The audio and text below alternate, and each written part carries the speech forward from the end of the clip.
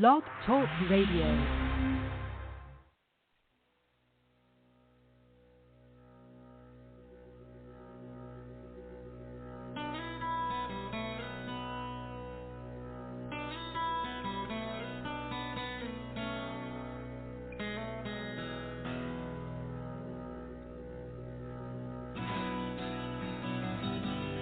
Welcome to T2R Radio.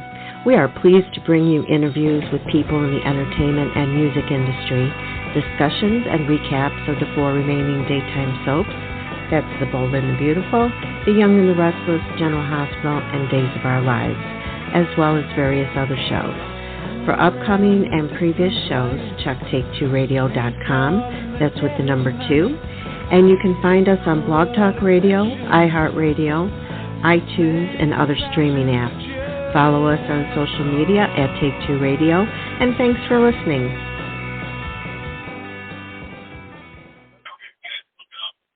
Well, good evening, and welcome to T2 Radio Soaps.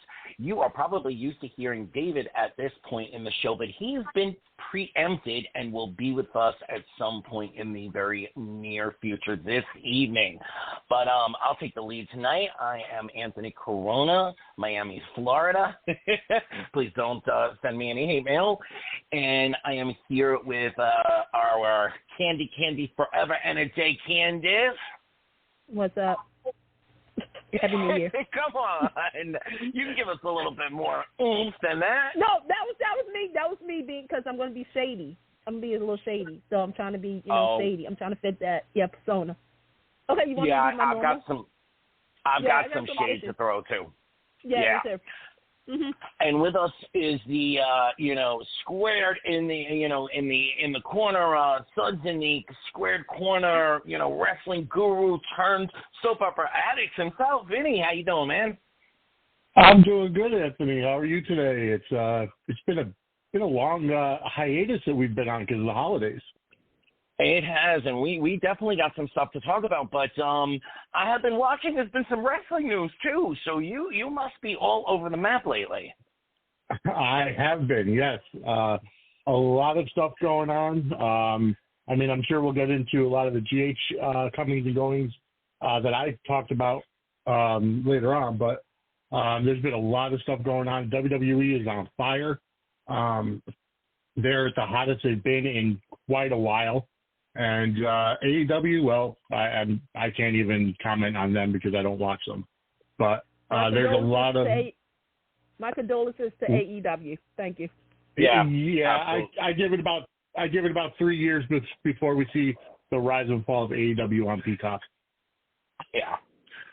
All right, so you know what? Real quick, Vinny, why don't you throw out where they can find you on socials so that they can catch some of your acute wrestling insights?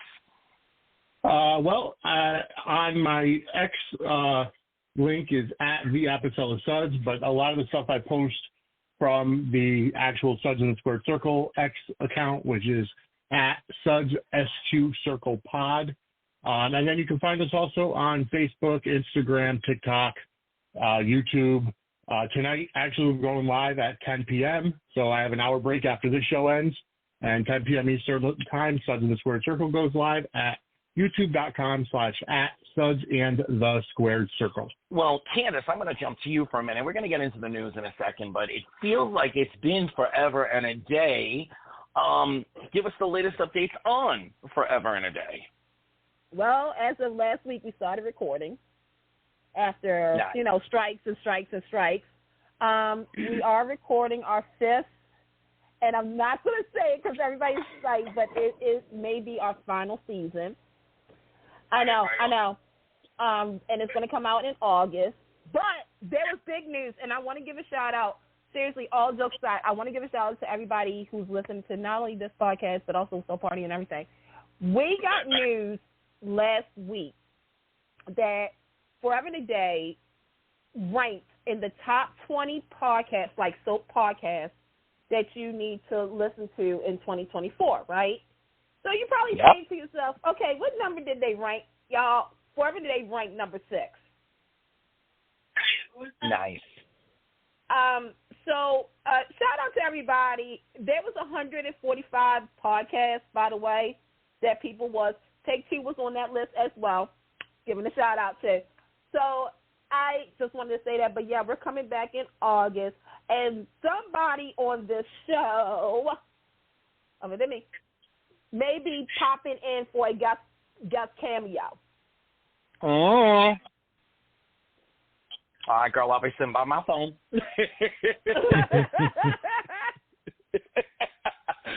All right, I want to, I was given the green light today to share some information. So I do want to share that, and it is the perfect segue to lead into the General Hospital 60th anniversary special. A lot of speculation has been out there in the soap world on all the socials about Miss Rena Sofa, Lois herself. And folks are saying, oh, she was listed as an official cast member, so she must be on contract. Here's the deal, folks. She's not actually on contract. She came in with a short story arc. Once she got into the swing of things, and I've been given clearance to share this information, she sat down with Frank again, and basically they came to a deal that she is going to be on for at least 6 months. As long as it feels fresh and as long as the story stays true to the Lois character, and they give her good stuff to do, she's willing to stay as long as long as we want Lois under those conditions. And of course, you know, she's an empty nester, so there's some time that was negotiated. She'll be off canvas a couple of spots in the next couple of months to do some things, go see both of her children, et cetera, et cetera. So no, she is not on contract, but, you know, as of right now, they are still writing for Lois, so we're going to see her for a while. And that leads to the other, I cringe as I say, shocking revelation. Kind of cute the way they did it, though. Really cute the way they did it. I thought it was great. I thought it was great. Yeah. But, I mean, it really didn't come as a shock to, you know, anyone who follows the soap world for, you know, any period of time. It really didn't come as a shock. But I'm gonna throw it to Vinny first because I know you started with Days of Our Lives as your primary show. And so, you know, you've spent your time with Steve Burton only as Harris. So, no, you know, that's not any true. thoughts? GH was my original show. I only got into Days last year. I only started watching Days because of Steve Burton. That's okay. I thought you started watching GH because of Days. I mixed it up. I'm sorry. No. All right, but anyway, what are your thoughts? Okay. No, I'm excited. I mean, I put out I like the Jason Morgan character because, you know, what got me into it is Spinelli calling him Stone Cold, and, you know, the constant references, Stone Cold Steve Austin, Stone Cold Jason Morgan. So, I mean, it works out, and I became a fan of Steve Burton's very, very quickly. And I was excited. I put out a post on X that night. I said, you know, CM Punk back in the WWE, Steve Burton back to GH, all is right with the world. So I did see that. I liked it. I loved it. I'm going to jump here and say, you know, Ronnie, my friend, you know, give me a call. There could have been so much more done with the character of Harris. There were a bunch of what I consider lost opportunities, missed opportunities. But thank you so much for resurrecting the character. Thank you so much for, you know, keeping him working. But I think the fit where he's always going to be recognized, you know, for, you know, is no matter where he is, even when he was Dylan on Young and the Restless, people still were waiting for the Jason to come out. And, you know, and that's sometimes that's the drawback of being such, you know, a show anchor character. But I'm going to throw it to Candace now for her thoughts, and you might as well start giving us your thoughts on the special itself too. Hi, I'm Candace. Usually I'm like the kumbaya of soaps, but I can't do this right now. Here's the thing. When it was announced that Steve was leaving Days, I want everybody to remember he only said he was going to be on Days for 1 year. Yep. I'm going to say that there was potential for his character of Harris Michael, but I think, and this is just my opinion, I think because Ron and Dumb, and I'm going to say and Dumb because there was more people at that show too, they didn't really know the history of Harris Michaels because Harris Michaels was only there for a certain period of time back in the heyday before he left, right? There was a missed opportunity about Eve. And let me clarify something. I love Cassie the Piva, but I really thought, Dave, you was going to pull a fast one and give me the OG of Charlotte Ross, especially after when she tweeted something, and I was like, oh, it's on. It is on. I'm going to blame a lot of people over at Dave's and not just Ron, because sometimes I feel as though he does right. Yeah. He does right, but he's not in control of certain things. Do I think that Steve was not needed on Dave? Yes and no. Because here's the thing. I love the fact that, again, you brought on a character that has history with the show. That's sometimes what we want. And you could have extended it. What I will say is having Harris and Ava, that kind of filled some kind of spot for me in my heart because I've always said I wanted to see Steve and Tam in a more romantic pairing than a friend pairing. If General Hospital fans, you got what I'm saying on that. Yes. Okay. Mm-hmm. When he said he was leaving, look, it's no brainer. Okay, General Hospital fans, okay, let's be detectives right now. Roger Howard was let go. The end. That's money. Free money. So many Steve Burton said 2 years ago. Oh, we got some feedback. Okay. 2 years ago, Steve Burton has said that if certain things have happened, he can come back to General Hospital. Well, things happen, and he's coming back. I am going to do this. I'm going to wait and see how this plays out because I see everybody excited and happy, and it's like, oh, my gosh, rainbows and lollipops. I can't do that. You know why? Because I did that a couple of years ago and got let down. Mm-hmm. I'm trying to trust the writing for this because here's the thing. You can have Steve Burton on General Hospital. That's great. Wonderful. Because Nathan Varney said he wants to bring back the lapsed viewers that left. Okay. There was another reason that some fans left. It was because of the writing. If you do not write for this character, and listen to why I'm saying this, people. He was there 2 years ago. This isn't like he left 10 years ago, 15 years ago. He literally left 2 years ago. I'm going to need a story for me to be invested in.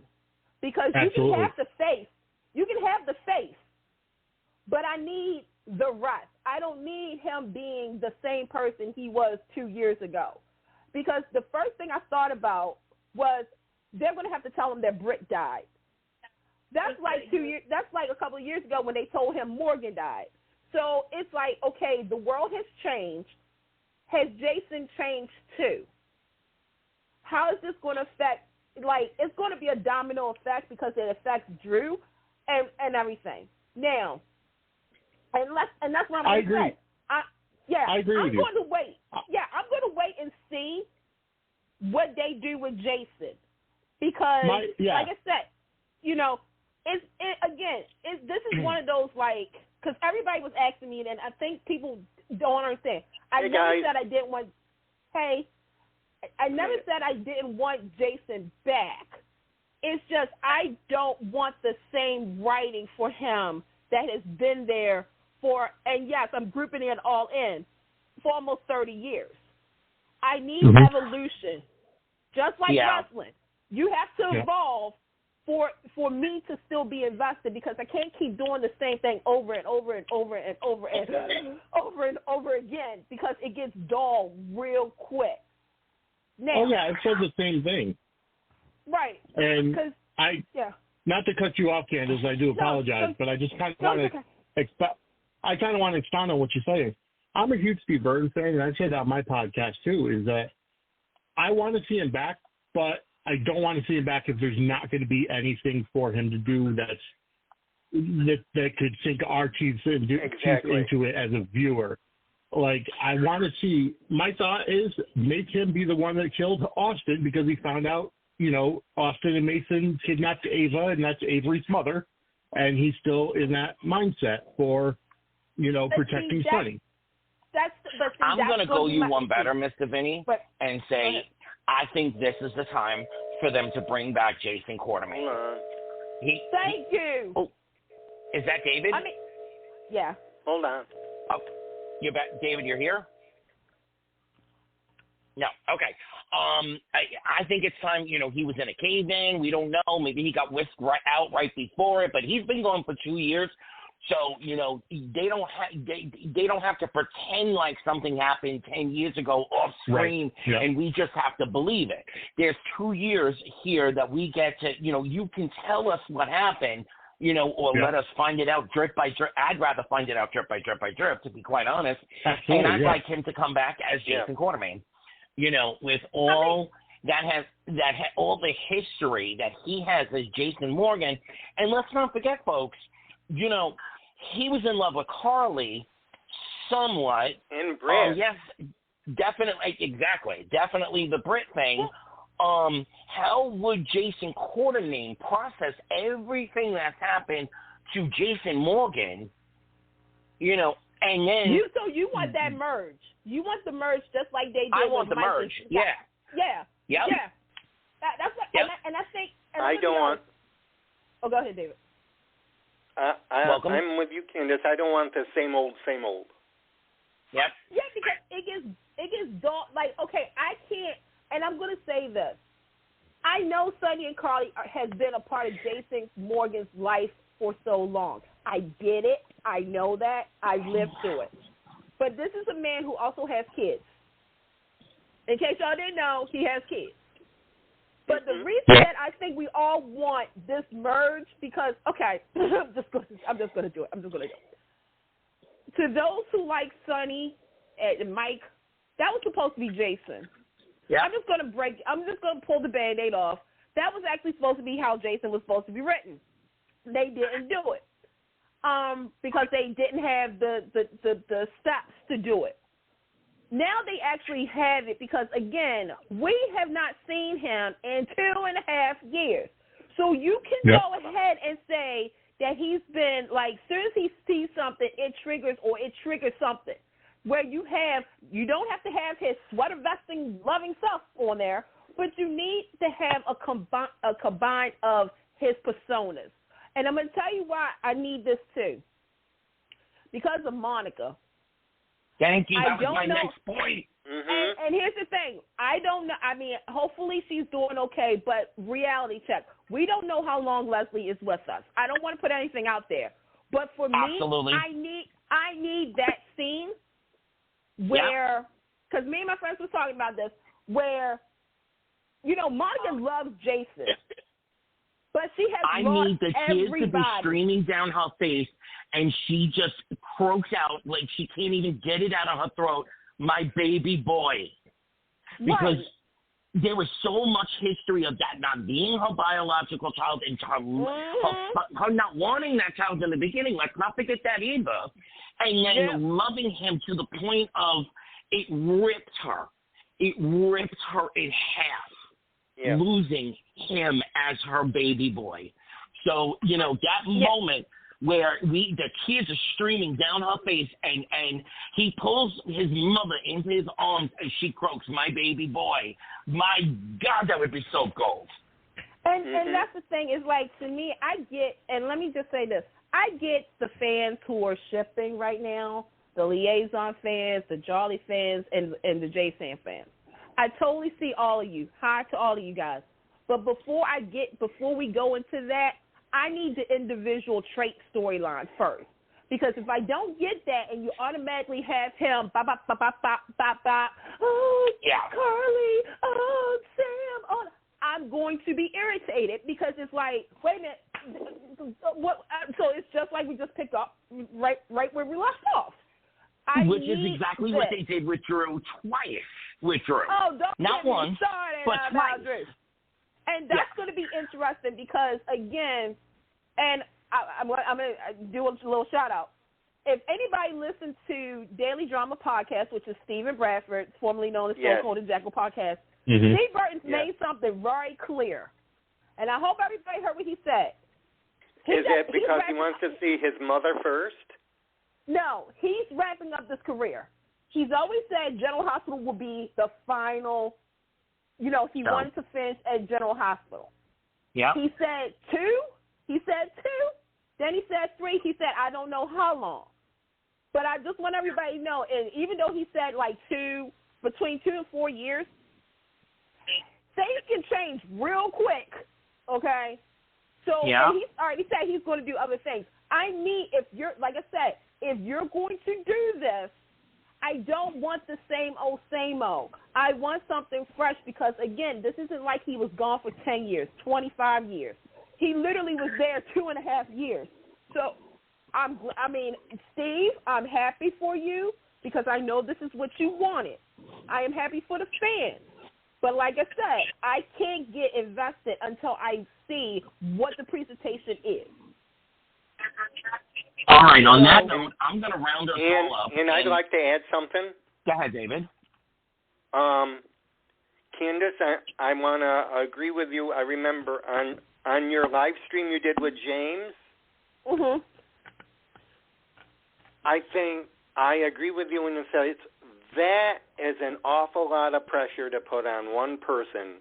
To do what because the thing is that, again, in case y'all missed it, Nathan Varney, who's now back, he's been back for a couple of months because General Hospital needed somebody to oversee a lot of things because, in case y'all didn't notice, General Hospital has been kind of yang-yang in the ratings. I know some people's cable outlets have been having a dispute with ABC. I know some people have turned off General Hospital because there's a lot of things that they're not really invested in. And to kind of say, we're going to try to bring back lapsed viewers. Well, again, with Steve Burton is like, and Steve, if you're listening to this show, hi. But I made this reference. I said Steve Burton is the Matthew Ashford for General Hospital. And if you're a James fan, you got that because anytime that when they killed off Jack, people was like, oh. But then when it was Sweeps to die, it's February Sweeps and Jack's back. Jack Devereaux is back on Days of Our Lives. It's like, okay, but the New Year's Eve is like, you'll never guess what's coming back to Days of Our Lives. Matthew Ashford is. Right. Yeah, exactly. It's like they bring him back for the Sweeps, ratings and stuff, and that's what I feel like too. It's like I know General Hospital is going to try to do what Young and the Rustlers did. Yes, I said it, by trying to honor their show's history, honor the audience, that not only the newer audience but also the all-around audience. I cannot wait till I talk about that special. But they just want to, they just want to pay homage. So to bring back a character that everybody, whether you admit it or not, Jason Morgan is that character. Steve Burton is that fixture. But and let me put this out there. Yes, when he came back those years ago, the first week, the ratings went up. The next week, it went down. So again, hype. Will it live up to the hype? Question mark. All right, so I'm going to round us all up, and I definitely want to go in this direction because, Candace, you and I eerily posted very similar impressions. I'm going to go with mine. After I digested the special that was, I posted something to the effect of I expected it to open up something like, once upon a time, there was a little hospital that ran by a doctor named Steve, who fell in love with blah, blah, blah, blah, blah, and it would be written in, voiced in the voice of Rebecca Hurst with memories, flashes, maybe not hearing the sound, but as she's talking, seeing that opening scene of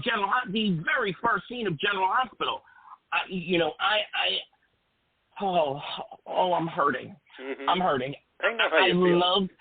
I'm going to say this because it got a special. 60 years, it deserved a special. It deserved 2 hours. Or, quite honestly, we could have done 6 hours, a 3-part, 3-night event, but it deserved at least 2 hours. But it got it. It got it. So I'm gonna revel in that, and I'm gonna say thank you, ABC, and I'm gonna say thank you for everybody who was involved. I love you, Amber Tamblyn. I love you so much. And thank you. Girl. But there are so many other actresses and actors who could have taken part the way Amber did that would have been more impactful. But, honestly... More impactful for who? The only reason why I ask is Amber Tamblyn is a name that's crossed over beyond soap operas. So absolutely more impactful towards the general public or towards the General Hospital fans? Okay, I'm going to say this. If they had said, to Tony Geary, what do we need to do to make you come sit, for this? Tony Geary, absolutely. I know somebody who they could have got, not to cut you off, but I know somebody who would have done it, and I think they actually said they would, but nobody asked, is Mark Hamill. And for those who do not know, before he was Luke Skywalker, he was over there, and I think he played, what's called his nephew, Jesse's nephew. Jesse's nephew, He could have came on there. I love the fact that John Stamos was on there, hashtag free Blackie. Thank you. But not to cut you off, and it just, go ahead, and then I'm going to say my piece. I'm just going to say, Vanessa Marcel, there are so many actors or actresses, and we could spend an hour throwing out names. I love Amber, and I'm glad she was there. So, but it feels like it was thrown together slipshod quickly. They didn't have much time to plan. And I'm going to answer Vinny's question. To who? To the women, and a few men, but mostly women, who are in their late 60s, 70s, who have been watching this from day one. To folks like my mom, my mom and my grandmother. And then to folks like myself, who's been watching it since not long before Luke and Laura actually got married. I feel like it catered to the folks of the late 90s and the 2000s. We got more reminiscing over Bobby on the mothership than we did about the run of the entire 60 years in the special. I'm going to shut up now. Candace, girl, I know you waiting. Okay. And Emma. We love Emma. Here's the thing. I had an issue of the placement of General Hospital special. And I get it. Everybody wanted to see the Golden Bachelor and whatnot. Okay. You gave them 2 hours. Okay. You put on the show at 8, 10 o'clock, which most people either A, sleep, watching something else, which was Thursday Night Football, watching wrestling, or waiting for the next day on Hulu. Okay? I had a problem with, the show to me, like Anthony said, was more for newer viewers in the last 20 years on up versus like me and some other people who've been around, General Hospital. When you don't show me Robin and Stone, we have a problem. The fact is that for me, I had the opening and a closing where you had the actor who played Steve Hart, I saved that for the end. What you could have did is show the promo for the very first episode of General Hospital, which I think everybody probably forgot what it is. But if you go on YouTube, it's really cool. You could have did that, and then guess what you could have did? The montages of all the openings. So the dun, dun, dun. Y'all know Faces of the Heart would have probably got it. Yeah. And then what you would have had was probably Maurice be the opener. No offense to Donna Mills and to Morgan Fairchild. I love both women. Which I didn't get. Because they were doing the heart and soul thing. They were trying to incorporate certain things that and that was another thing, is that I felt as though it wasn't a special. I really didn't. I thought it was sort of a like digital segments, if that makes sense. Mm-hmm. So again, you have that and whatnot. And it, to me, okay, when I say this was thrown together, I'm not even lying, because they taped it like 6 to 8 weeks ago. The night of the Emmys. No. Mm-mm. They did before that. Didn't Frank say at the Emmys that they just came? When they went up to take the award, that they just came from taping it? Well, no, because if they did, trust and believe, I had an issue with that too. No, they did it like it was literally like maybe a week before the Emmys. So it's been like a couple of weeks. And then, okay, oh God, why I gotta be the bad person? Why I gotta be the bad person tonight? Okay. No, Candy, you're not the only bad girl, because I'm gonna say it straight up. We had until April, technically. We had until April to do this. This didn't need to be pulled together like this. No, because okay, I'm just gonna do it. The reason that this show happened was because ABC said, "Ta-da! Here you go. We honored General Hospital. Ta-da! We had a strike. We didn't have any new material, so we put together General Hospital's 60th." So people can say that ABC did celebrate their show's anniversary. Because that's literally how I felt when I was watching it. I didn't think that they put a lot of oomph into it. Like, look, and for those who said, Candace, wait a minute, but it was only an hour, technically 40 minutes, because commercials. I'm going to tell you something. I could do a better 60th anniversary with 60 seconds. Or actually 60 minutes. Give me 60 minutes. I bet I can do better. I felt as though there was only sections that I really enjoyed. Amber Tamblyn was one of them, because I never thought I would see her. Like, Amber is one of those who still loves her roots as a daytime actress. Yep, she's one. But when I saw, and I think everybody said it, when you saw Rebecca Herbst over there, I'm thinking, why didn't you have them both on the same, the same scene at the same time? And also kind of mention Tyler Christopher too, because that was the four. That was the four. If you couldn't get Jonathan Jackson, obviously we know he's over in Ireland. You could have had them kind of saying, let's talk. Like, there's been a lot of friendships over the last years of General Hospital. Give me a montage of some friendships. Mm-hmm.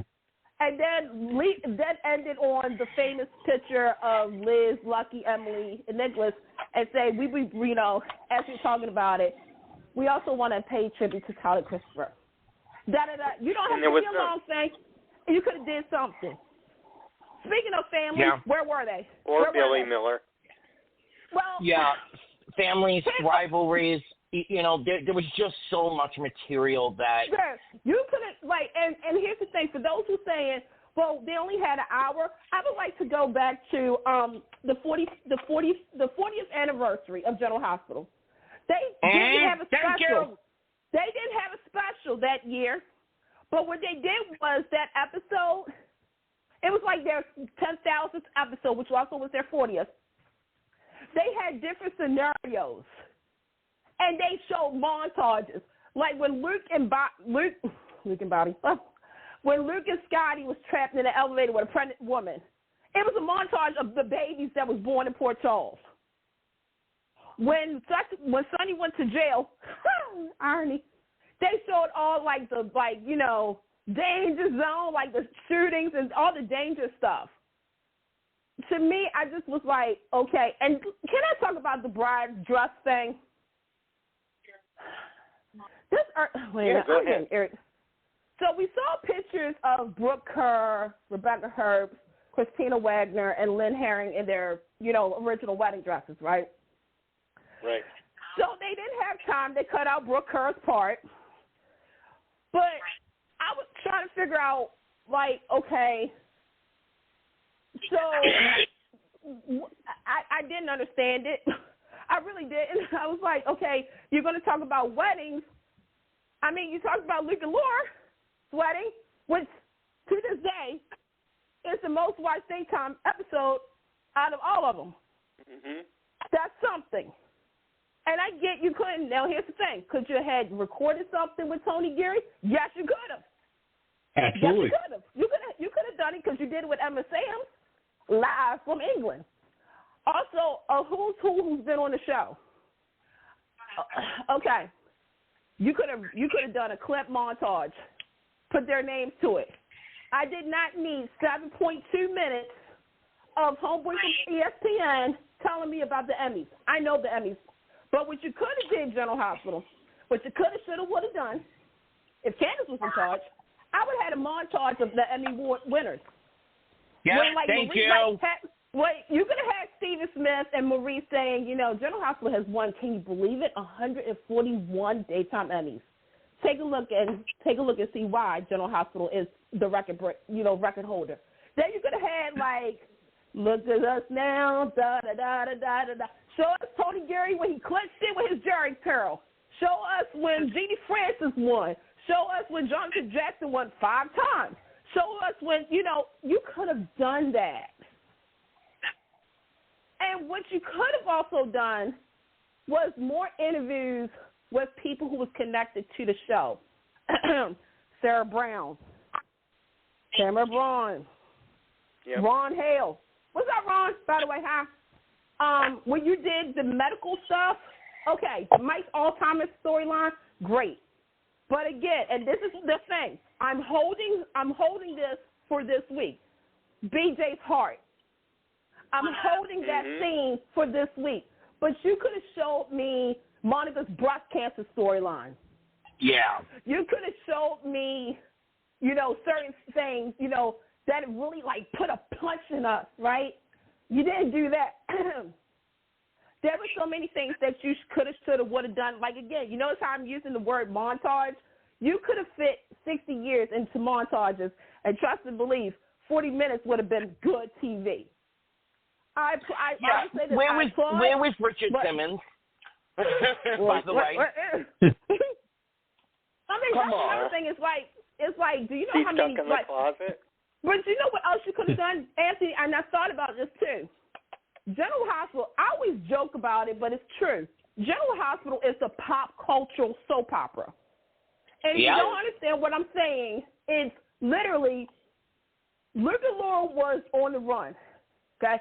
Y'all know the song about it. Come on, Anthony. Come on. You're not going to sing it. General Hospital. Luke and Laura ran the same from this Nate Smith, Frank Smith, and the left-handed. I could sing the song if I wanted to. But you could have had that. Now, wait, hold up, too. General Hospital is the only show who had a primetime 2-hour movie episode to usher in the most the most beloved couple or recognized couple, I think is probably the better way to put it. The most recognized couple. They were the only ones to get a prime. So they were, Candace, we gotta let David But you also could have talked about, and I'm sorry, how General Hospital. Now, granted, real quick, and I'll get to you guys. I like what they did, setting it up. It was how has General Hospital changed your life? I like that. Yes, that was good. I like that social media. Yeah. But all those other than that, like I said, the top moments for me was Amber Tamlin. When I saw Damon, I cried. The bloopers, I wish they were from OGs a little bit. And what was the other thing that I enjoyed? Seeing Jeannie Francis.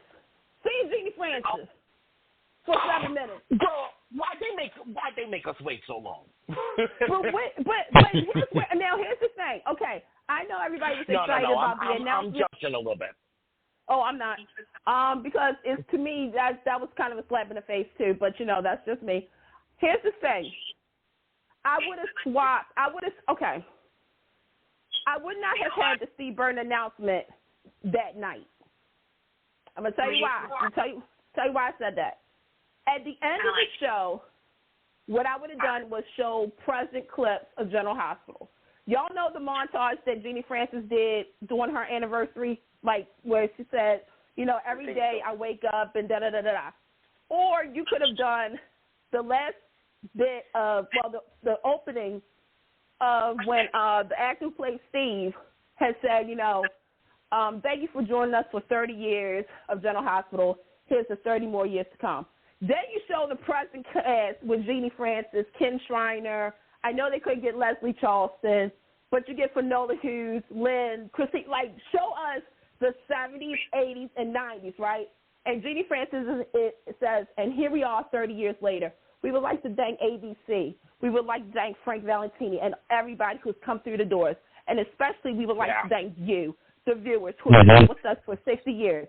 Here's the 60 more years to come. Thank you, General Hospital. Dun, dun, dun, bloom, da, da, da, da. We'll see next week on General Hospital.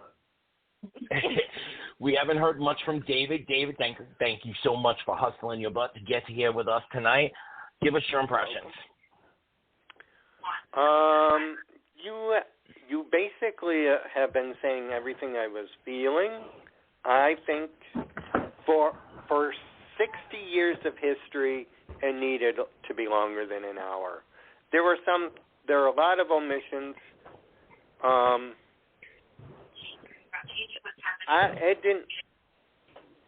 It didn't do it justice, really. It needed more time, more care, because look how much time was invested throughout all these years. Other writers in it that take part. Other past actors. I mean, I don't know if they brought Demi Moore in and Kathleen Turner. Not Kathleen Turner, but the other one.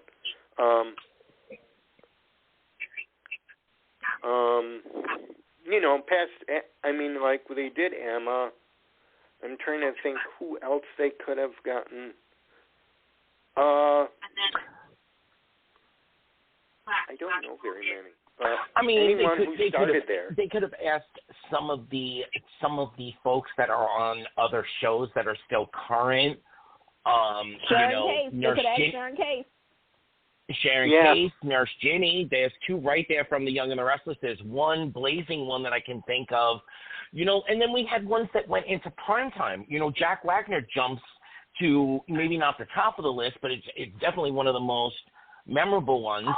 You know, they could have montaged that or just said, you know what, send us in a FaceTime video and we'll clip it all together with some cool music and things. You know, but all right, Vinny, how about you? Because we're going to have to board the mothership in a minute. So yeah, no, I mean, honestly, my biggest thing, and I did say it, I actually did tweet it right at Nathan Varney when he posted his tweet about feedback. Whoever did the audio for that show should have been fired because the background audio was way too loud. My wife and I were sitting here watching it, and she's like, I could barely hear what the actors are saying, you know, and for somebody who's not a General Hospital watcher, you want to get their interest by the storyline, by the dialogue, by the actors, what they're saying. And I have a completely different view of it. I think it was made in order to get newer viewers. That's why we saw John Stamos. That's why we saw Stephen A. Smith. That's why we saw Rick Springfield. And we saw the people that would be recognized by general audience members who are not General Hospital fans. Granted, it did no justice for people who watch General Hospital on a daily basis. There could have been so much more.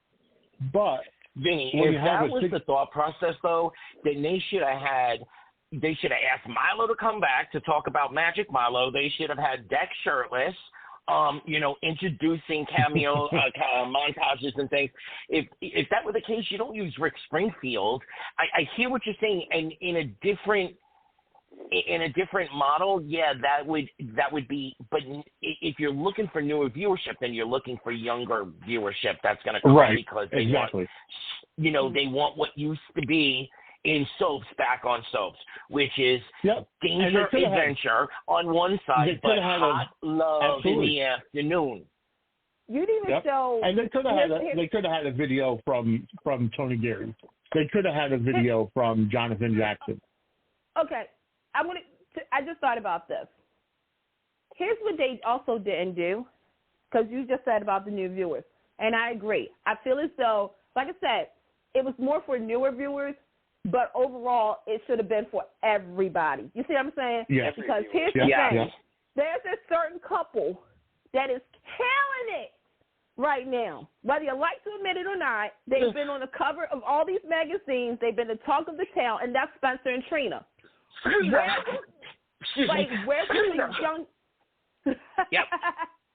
Where was and this is again, you could have had a montage of young love and have Nicholas and Taviana kind of like introduce it and show their clip saying, we're the newest couple in General Hospital.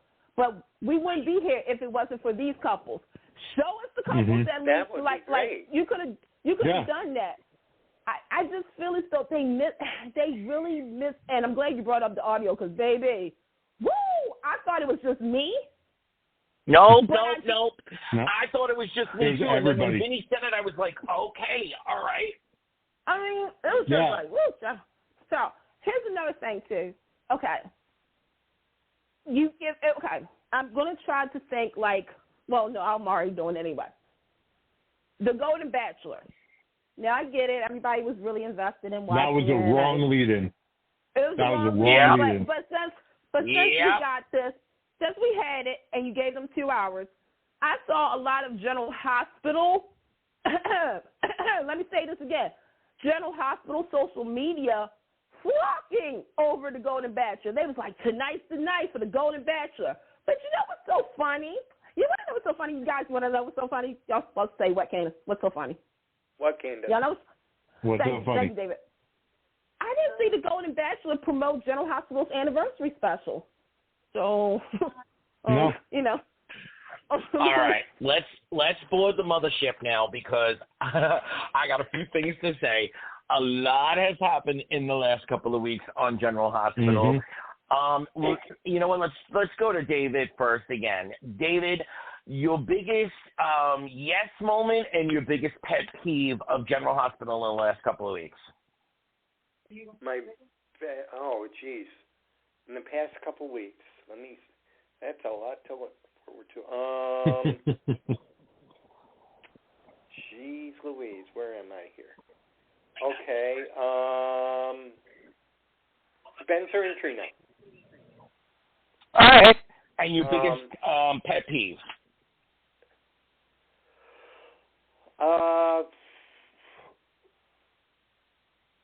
The pet peeve is, I have to say, okay. Also, Drew. when I after the group sessions, you have to. All right, David, we're going to give you some time to think, and we'll come back to you. Vinny, same question. My biggest yes. Honestly, I'm really getting excited about where this whole thing with Cyrus is going.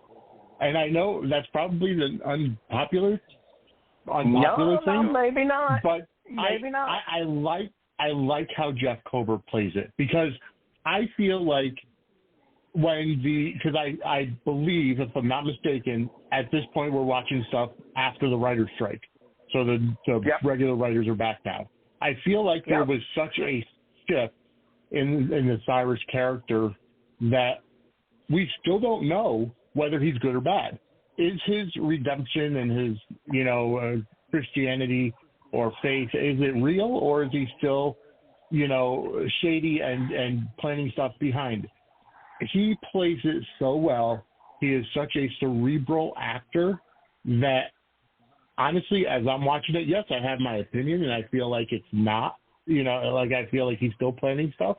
But the fact that Mason's in prison and they killed off Austin, I feel like that kind of took everything away from what they were building with the Cyrus character if he was going to be the boss of the Gatling gang. A rivaling, Yep. Right.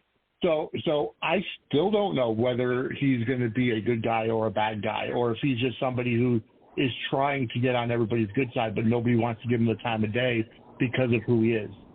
The biggest no for me right now. Before you say the biggest pet peeve, I'm going to mirror that with you because I think General Hospital is doing this, and if they are, kudos. They're mirroring the same storyline with Nicholas, and you're not going to know for a while who's pulling strings. I think they're playing the two storylines, and give Adam Haas a break, people. He is actually doing a really good job. All right, so your biggest pet peeve. My biggest pet peeve is the way that Nina going to the SEC came out. It's like I don't feel like Lois had the let me preface this. This is the first time that I know the Lois character, that I've seen the Lois character this arc. I never saw her in the past because I started watching after she was gone. So is it in her nature to put her nose into Sonny's business, and are they that close of friends that she would be doing that? Okay, then my pet peeve is a moot point. All right, so I'm going to answer. That would be my pet peeve. I'm going to answer that after Candace goes because I have to answer you on that. But Candace, what's your oof and your ugh? Okay, sign of praise, Candace. Wait a minute, what was everybody else's again? See if this tricks me. Like, what was everybody yaying about? Basically, the SEC let down. Well, I mean, that's definitely. I mean, okay. So I'm gonna rock your worlds with another perspective. But go ahead, Candace. Okay, so my yay is what's making me yay is Cyrus turning into Mitch Lawrence. Yep. Oh, am I lying? I was gonna say those exact same words, girl. Am I lying? And for those who don't know, so wait a minute. So yes, I do know what you mean. Well, so there was a character in One Life to Live, played by Roscoe Bourne, may he rest in peace. And he played kind of a creepy character who always, he was a cult leader, and he always, whenever he did something bad, he would paraphrase the Bible. He would repeat a scripture from the Bible. So to me, with Cyrus is like, the sheep led the goat to the market. And I'm just like, I'm like, okay, who am I going to get for this? Because I think Jeff is a great actor, and I think for a minute they didn't know exactly what to do with him. This is just my opinion. So to me, I'm kind of like, okay, he's trying to be the holiest person in the world, but he's such a bad person. I just felt like when Laura said, I miss the old Cyrus a little bit, because now this news, I'm like, but when I saw him, I was like, he's going to be the new Mitch Lawrence of town. Like, there you go. Okay, let's go. Now for my boos. I don't like the fact that the FCC came out the same time we found out about Bobby's death. But the sad part is half of us knew that was going to happen.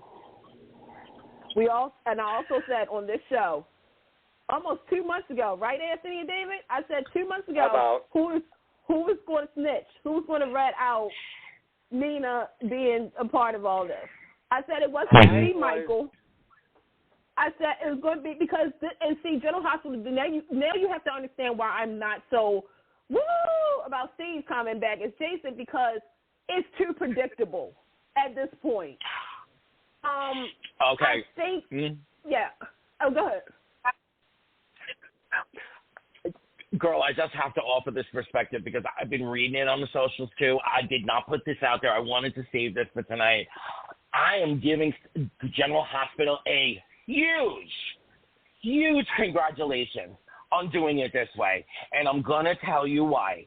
I touched on the Cyrus and Nicholas thing. I really think that they're setting up a mirror storyline and they're drawing us in. They're going back to using the full canvas for the main story and having sub-storylines underneath it. Okay, having it at the same time as Bobby made something happen for us. We all wanted Carly to rip Nina and you all know for the 2 years now, I love me Nina. I want to see what happens next. I don't know if they'll redeem her. I don't know, and I don't care at the moment. You need to have a Nina on canvas. So I love Nina. But you know what? We didn't get our Rip to Shreds moment, and we're not going to get it next week, and we're not going to get it the week after that. But guarantee you, come first week February sweeps, we are going to get a Rip You to Shreds moment like you wouldn't believe. They are integrating the storylines back. They're putting everybody to work in the right. Oh, and how you are working, Mr. Jeff. I was going to say Mitch Lawrence, Candace. I was waiting for this moment. Thank you. You know, you are more than welcome to steal my thunder anytime, girl. They have created, now I'm going to give the dark side of the moon now. General Hospital, sometimes you create a really great umbrella storyline.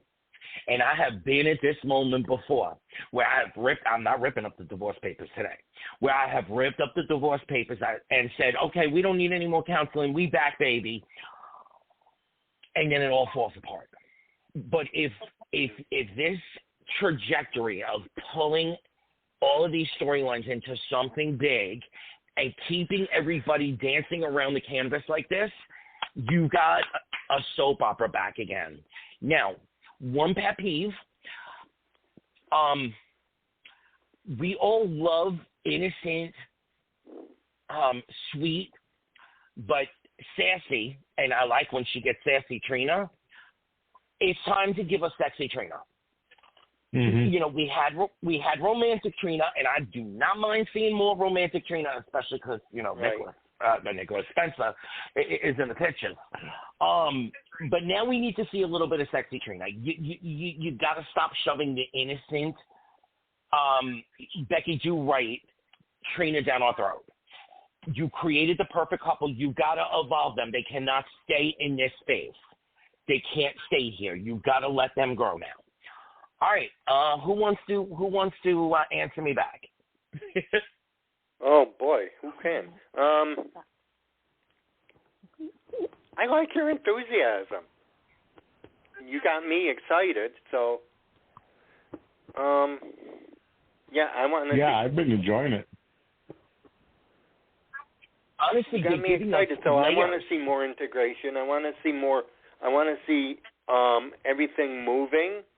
I don't want it stalemated for too long because sometimes they let it sit for too long. They got a lot to cover in the next couple of weeks.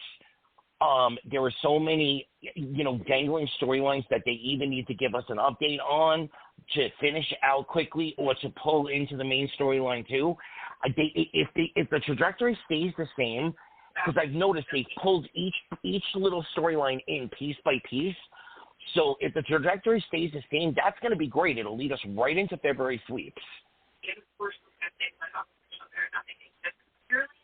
Vinny? No, I agree with you completely, and I like how they're setting up the main storyline and having everybody having the main canvas be that main storyline, and then the sub stories after that.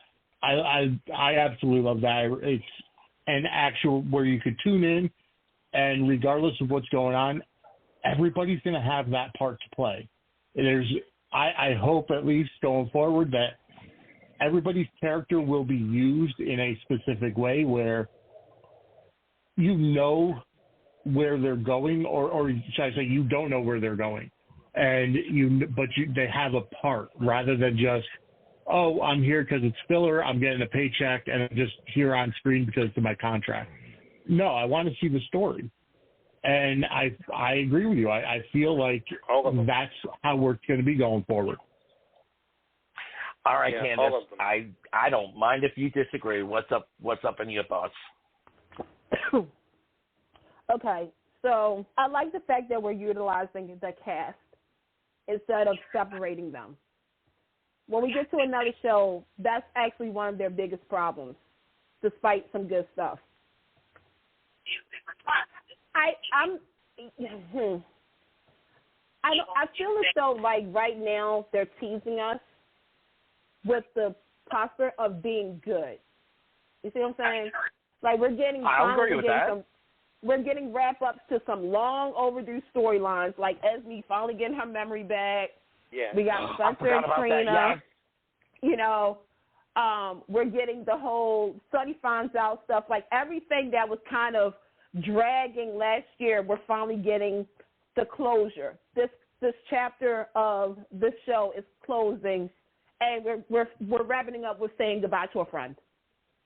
However, all right, before you go on, let me add one more thing. We definitely saw Laura Wright's Emmy reels next year, this last week. Oh, yeah. Go on, Candace. But let me just say this. To me, real quick. Last week with Ken, Jeannie, Finola, and all of them, especially Laura Wright, that wasn't acting. That wasn't acting. Because, again, and I said this, for those who don't know, Laura had lost her mom not too long ago. And Jackie Zeman was there to hold her hand. I don't think, again, the reactions are real. I want to give a shout-out to Christina Wagner, though. Oh, yeah. Because she's lost a lot, too. I mean, the whole show, General Hospital lost a lot, and I have to do this real quick. Side note, we didn't talk about this in the news. I want to give the General Hospital family, the daytime community, our thoughts and condolences, because over the weekend it was announced that Bridget Dobson passed away. Oh, my God, yeah. And if you guys don't know who she really is and how she's tied into General Hospital, yes, she was there at General Hospital, she was, but her parents. Well, I'm about to get to that, David. I mean, she wrote, she did some little writing there, too. But her parents created the show. Her parents are, and here's the thing. Y'all know who else you could have interviewed? Just saying. But, of course, she did Santa Barbara and Gone Light, that's small times. But I really wanted to give a shout-out to her real quick. But, again, with General Hospital, for me, yeah, you can tell me you're going to do this. You're giving me everything. You're giving me da-da-da-da-da. But like you just said, Anthony, in the next couple of weeks, if all of this is being hyped up for a letdown, I'm officially out. Because you've done this 8 times to me so far, General Hospital, where you've been like it's a roller coaster. We're going up. It's like, oh, here we go. We're about to have a great, that drop. And then it's just flat. Like flat, going on another rail, flat. I need for stuff to pop up. I need for things to start happening because, again, here's how I'm going to help you guys out. We're on the road to Steve Burton's return, right? I mean, isn't that what they're going to So if this show is trying to, get us hype, you need to start doing stuff now. And I'm not talking because here's the thing. I didn't like the fact that the FCC, the C9, came crossing over to Bobby because here's the thing. I still can't stand you, Carly, because you acting like you're innocent when Nina told the truth. You and Drew did something bad. I'm sorry. You guys did something. You made that bid. You had to lie in it. What I didn't like is the fact that, Sonny told Nina. Nina's like coming over there. And everything. First of all, Nina didn't know your mom died. Not everybody got the memo about that. And again, this is one of those real life situations because sometimes you don't know what's going on in somebody else's house. But I was just like, absolutely, and I love the way I actually love that they played it that way because it made it a little bit more in reality. I get that. I totally get that. But I think for me and some others, it's like, this storyline went on so long that we was hoping that it wasn't going to interfere with this storyline. Because if you take a look now, again, we know real life stuff happens. But if you pull it back, you just now said it. All of us who was going after Carly, now we kind of got to reel it in and be like, And then you're right. In a couple of weeks, we're going to be like, Nina, go get her. Like, free, So, I promise you, and I'm going to make this proclamation, they're going to do Bobby right. I don't think we're going to come back in 2 weeks and say, I do think this week they've already started to show signs they're doing Bobby right. Do it for Bobby. But wait, let me finish the point. In the meantime, we finally get movement with Michael and Willow. We finally see other relationships in play, and we see the beginning of Lois being merged into the rest of the canvas. They gave us a whole bunch of resolution and yet opens up new storylines all at one shot. And now all I have to do is take the dangling ones, pull them in, just forget about that. Let them settle out of court off camera. Let us have a quick little scene about it in one of the doctor's offices and be done with it. I'm sorry. I just can't invest in that storyline. I agree. You know, and the Nina Carly showdown is coming. The Finn? Yeah. The Finn storyline. There's nothing there to root. You know what's missing in that story? That we don't know who the Muldoons are. We don't know. I mean, there are elements missing in that story that keep us from rooting for him. If it was someone we knew. If it was someone on canvas, exactly. All right, we do have 3 other shows to cover, so let's go to Days. Vinny, fill us in on the last couple of weeks in Days.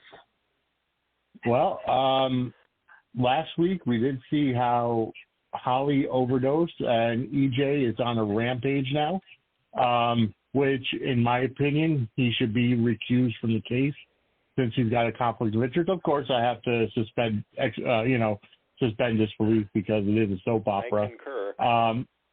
But at the same time, it's like I like the scenes that we're getting with Stefan and EJ, because Stefan's like, we're on the same side here. You don't get it. You're too blinded by, whatever because of Holly, but we're on the same side. I'm telling you that I'm stuck because of Clyde and blah, blah, blah, blah, blah, and EJ's just not hearing it. And I still don't know how I feel about Everett yet. I feel like they're trying to force integrate him into many different storylines, especially him being the editor-in-chief of the newspaper. But it's like, okay, so we know that he, was the ex-boyfriend and wanted to propose to Stephanie. We've seen a picture that, he was with Jada. What's there? But now he's, on the beat of trying to figure out this drug problem. They're putting him into too many storylines, and to be honest, I feel like they're force-feeding him to us. So I'm just not sure how I feel about him yet, because there's nowhere to turn where he's just not there. Candace, I think you're going to say the same thing I'm going to say in response to that. They have not learned from a bunch of characters that have recently departed from the show. They are throwing all of the paint at the wall and throwing it in on all the different sets to see where the chemistry lands. Sticks. And the problem with that is they have to write too many weird storylines that don't, or story getting away from the story little moments that don't resonate. And so I think they need to. Well, I know exactly where they need to go, but I'm not going to say it because I am going to say it. What they need to do is have him have something on Stephanie, and show a bad boy, not an evil or a crazy, just I'm going to work this because I want what I want kind of guy, and run with that. And stop trying to make him in all the little spaces to see where chemistry is going to fit. We know where the most impact will come, and that's where the most impact will come. Candace. Dave. Okay. So let me touch on this Everett thing, because this is one of those times where, again, you presented something that actually was interesting, but then it's just not working right now. I like Blake. I think Blake's a great guy, stuff like that, good actor. And I feel as though they bring him on for one plot, but I have a feeling they're trying to save his momentum, his energy for the next storyline, which I think I'm putting two and two together of where he's going to be at. This whole Stephanie Everett Jada situation, I'm so So, yeah, I'm getting my Wendy Williams moment. Hold on. So, Everett has been on this canvas now for going on 2 months, correct? Yeah. Yeah. Okay. I think it's 2 months. 2 months, okay. And I know in Salem time, it's only been about three days or 3 weeks.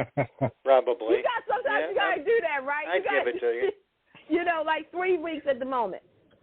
To me, okay, you kind of dropped the ball a little bit with Jada and Stephanie finding out that Everett is in town and he is that guy. Yes. How, to me, so nobody, are we going to get that? Because, again, I feel as though that is actually what I need to see.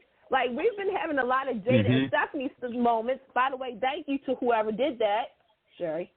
Because I kept saying, how is it that Jada and Stephanie are supposed to be, their families are, the fathers were friends, they knew each other growing up. How come we haven't had, girls' night out, woo, let's talk about it, until, a couple of days ago?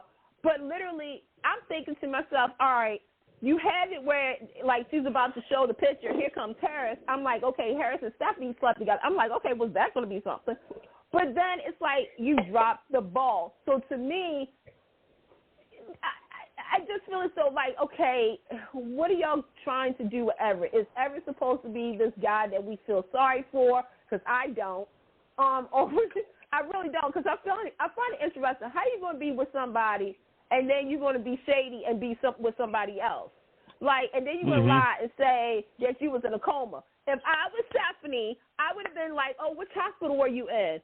At Memorial Hospital. Oh, really? Memorial Hospital. Where are you going at? Oh, I'm just going to go and see Anthony, David, and Vinny. I'll be right back.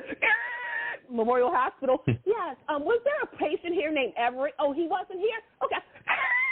I'm back. I would, you would think the daughter of Patch would be doing this kind of stuff, but I digress. So I think with Everett,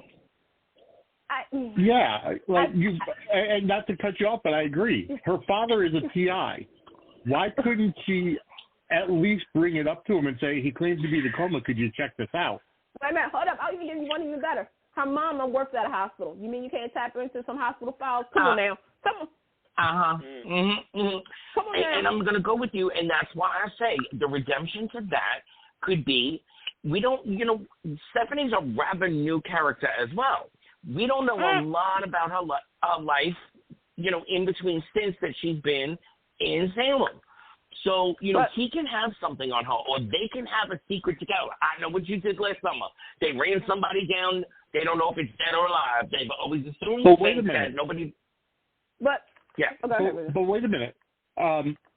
They were so she didn't have her father look up whether or not Everett was telling the truth about being in a coma.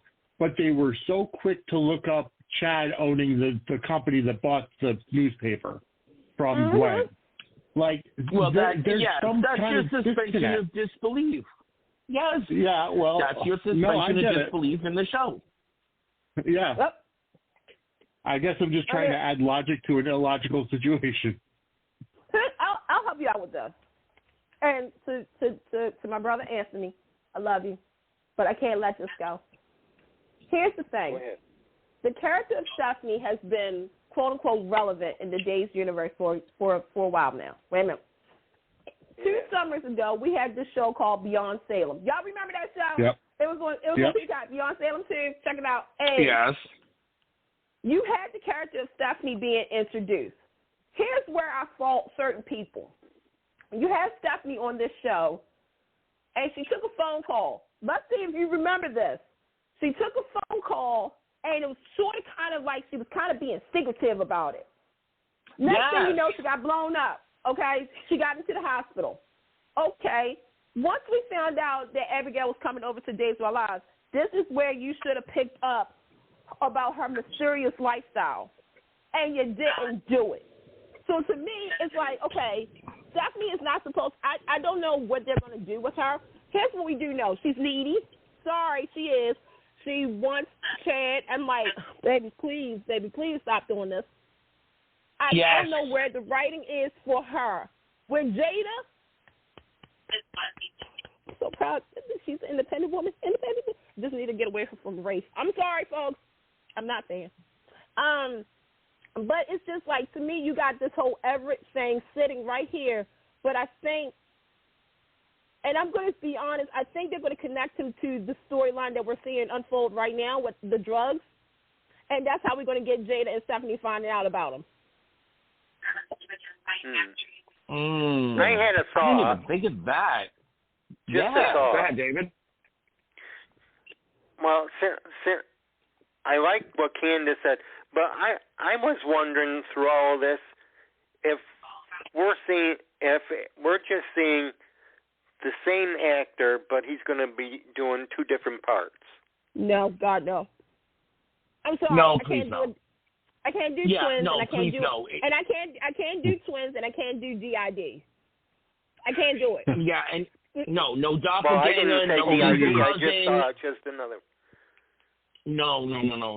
It's too soon. No, because here's the thing. I'm gonna say real quick. If they do the twin thing, I'm gonna call cop out. Yep. Because, and I get it. Because we did it. I know, because we did it with Stefan and. Well, no, it's not even that. Jake, okay, right? I know. Like, there's been stories of, people faking out their spouses with the twin switch, like the twin switcheroos, right? Like, if you're a twin, you switch around, you switch identities, wives and spouses and all the husbands and stuff like that. I'm going to be honest, it's not going to work for this presentation of a storyline.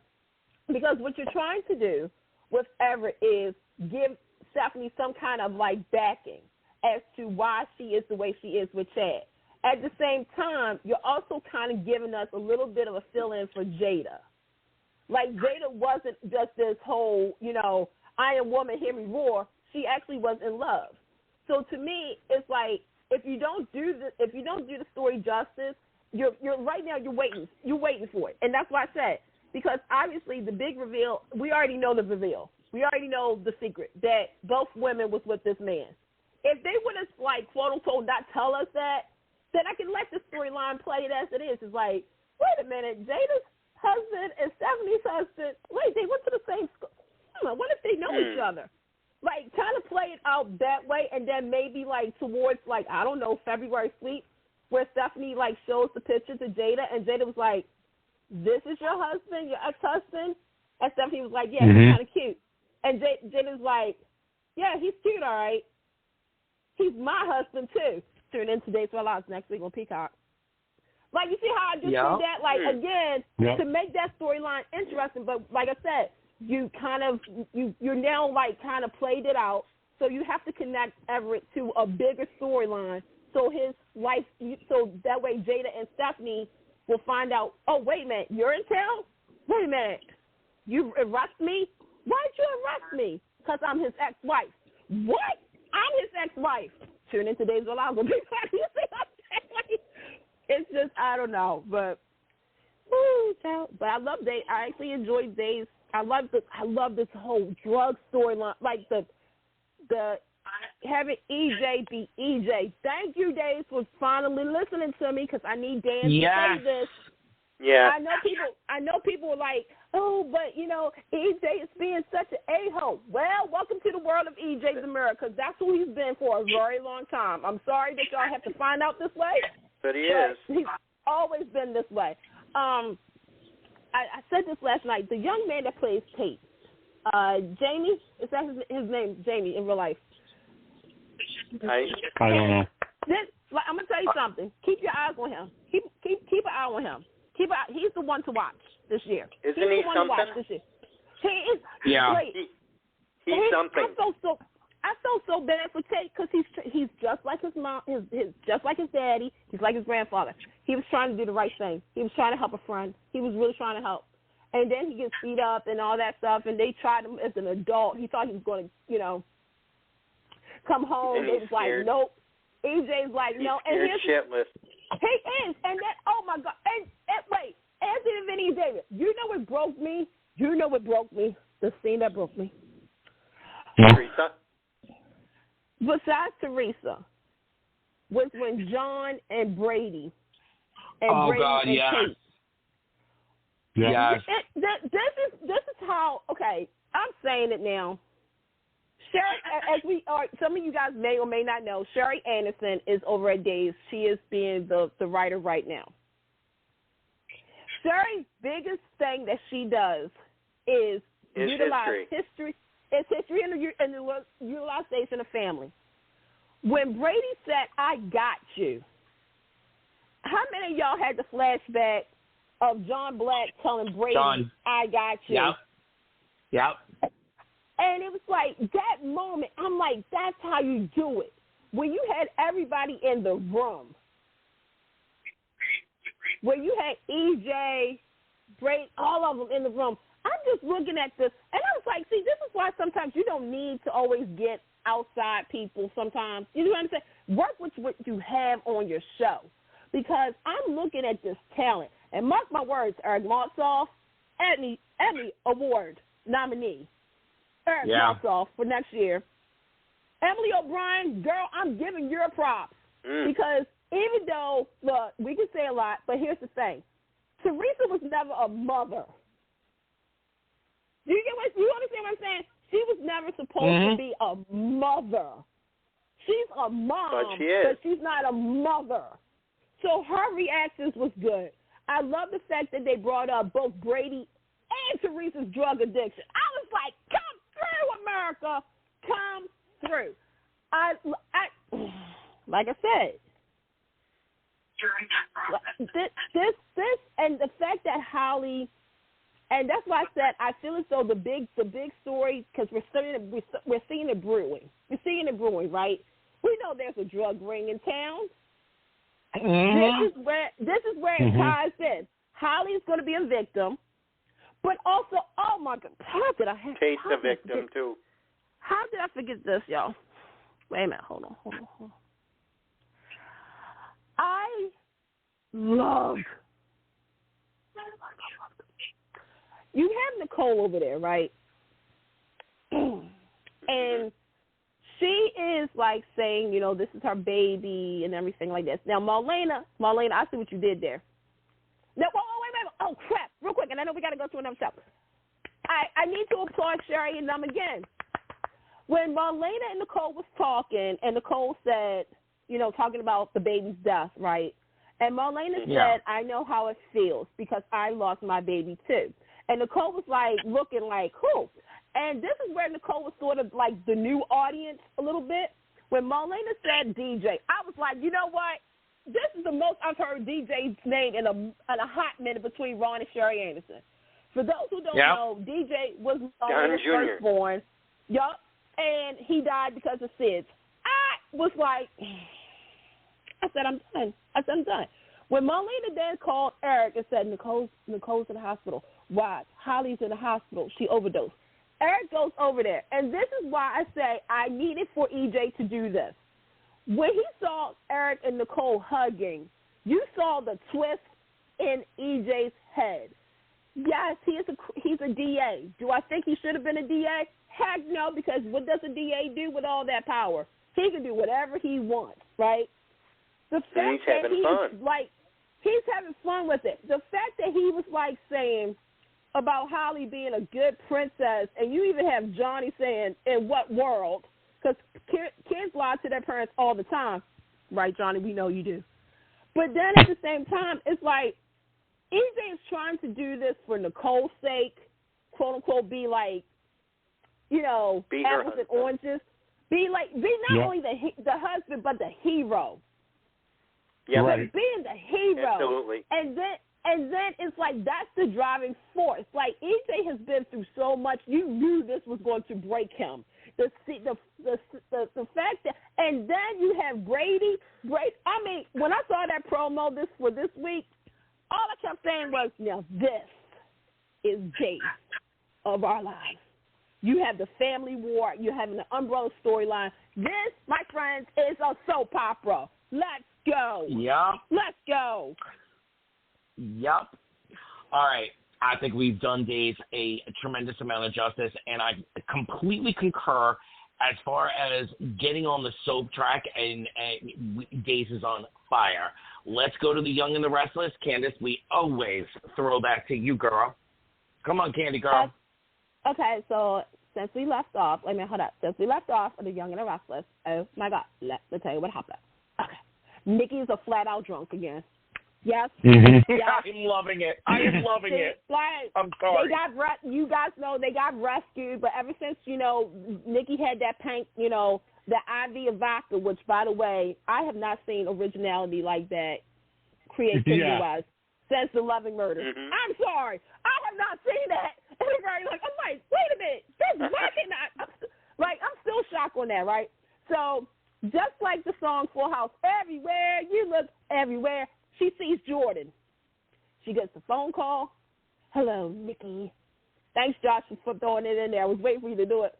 So, pretty much, Nikki, being drunk, she comes over. Jordan was holding her hostage, and Claire, sedated Claire, y'all. Jordan sedated Claire. So now you got a drunk, you got a crazy, and you got a sedated. I'm telling you, you can't make this stuff up. That's a joke waiting to happen. So then Claire finds out all the deets and everything, and then Jordan threatens Nikki and everything. Well, Nikki faked being drunk, y'all. Yes. Oh, yes. She faked being drunk. She faked it so well that at Victor's house, because, he got a tidbit that Nikki was drunk, he goes over and he smells the bottle. It was pure water. That was so good. Yes, yes. So Nikki, bop, bop, bop, bop, bop. Jordan upside her head. The police arrested Jordan and stuff. Claire got to go to a mental facility where she's currently at. Victoria feels as though she's losing a connection to her. But again, you don't even really know if this is your daughter or not, even though because again, the DNA test was conducted by using a hairbrush with Nikki's hair. Just for those who don't know, take a look again. So, okay. So we got that going on. Jordan may or may not be in jail. Stay tuned for that. Okay. The next thing we need to address is Sharon, Chance, and Summer, and Nick. Lord have mercy. Go ahead, girl. First and foremost, I'm going to praise Soap Jesus. Can we praise Soap Jesus? Yes, okay. We can. Soap Jesus comes through every time for us. We was all worried after Sharon finally saw the light, the guiding light. I had to throw that in there, where everybody and their mama was saying, don't you think that something's going on between Chance and Summer? Like, Summer, if Sharon wasn't in the picture, would you go after Chance? You and Chance, Summer, look kind of cute. So then Sharon couldn't go to a concert, right? So guess who went? Summer, because Summer is in love with this band. So Chance and her went out. They've had fun. Anyway, Sharon started seeing all of this stuff, right? So last week was a special episode for Sharon. Okay, Sharon Case. Yep. I thought it was not for her anniversary. It was just, and she kind of went over her life in some comical way, right? Okay, because everybody dreams it was 30 years, wasn't it? Yeah, it's gonna be 30 years, but I think they're gonna wait for her to see this. Wait, we're gonna tell how I think this is gonna happen. So in the dream cast was Mariah and Tessa. Mm-hmm. We had Tucker. We had, of course, Nick. Day player number 2. Shout out to her. I don't know the young lady's name, but shout out to you, girl. We had some other people, right? And Adam. So and Billy. And Billy. Billy was the narrator, by the way, and Phyllis, of course. Okay. So here's the highlights. So we reenacted the wedding from 2014, 2012. And what was the funny part was 14, thank you. They reenacted when they found out when, Nick slept with Phyllis and, they did all that stuff. And the funny part was they was like, okay, let's see if we can remember our lines. Okay, that stood out to me, and I'm going to tell you why. Or 50, none of them. Yeah, it was the last wedding, okay? The last one. Here's why I stood out for me. Because Michelle Stafford wasn't playing Phyllis at the time. No, Gina was. Nope. Gina was playing So technically, I wanted to see. It was sort of like, kind of like, okay, we're gonna see Michelle Stafford's version on this scene, right? So they play each scene by each scene, and of course, the famous slap when Sharon slapped Nick, and then they do this whole like the laugh comedy, soundtrack, and they're all like, oh, that was so good, like, oh my God, I can't believe we remember all that stuff. Let's go play poker. And I'm just like, what the best did I just watch?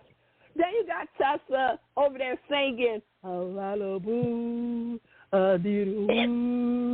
And there was a part that this was they literally took this scene and made this into a thing where it was kind of sexual in the way, too, I ain't gonna lie, where Tessa kind of is reaching over and kind of like doing something, and Sharon is looking, and I'm just like, what the heck is happening with this? And then Tessa and Adam were starting to dance.